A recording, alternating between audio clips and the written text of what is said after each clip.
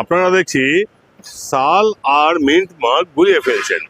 যেমন একটা ভিডিওতে আমি বলেছি 1988 সালের 50 পয়সা নয়ডা মিন্টের দামই হয়, কিন্তু লোকে কি করছে, আমার কাছে যে কোনো 1988 সালের 50 পয়সাটা নিয়ে আসেন, বলেছে আপনি তো বলেছেন এটার দামি কয়েন।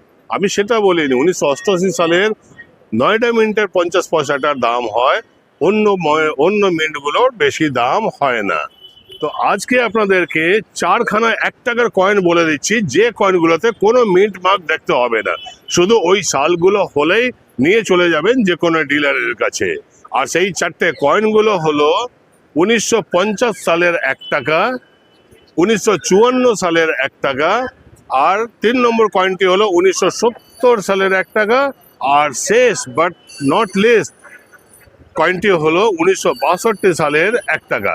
এই 4টে কয়েন 1950, 1954, 1970 আর 1962 সালের যদি কয়েন আপনাদের কাছে থেকে থাকে, তো নিয়ে চলে যাবেন ইন্ডিয়ার যে কোনো ডিলারের কাছে, বা আমার কাছে নিয়ে চলে আসবেন। আমার কাছে আসতে গেলে আপনারা চলে আসবেন কলকাতা জিপিও বা জেনারেল পোস্ট অফিসের পার্সেল ক্যাফে ঠিক সামনে, সোমবার থেকে শুক্রবার দুপুর 1টা থেকে সন্ধ্যে 6টার মধ্যে।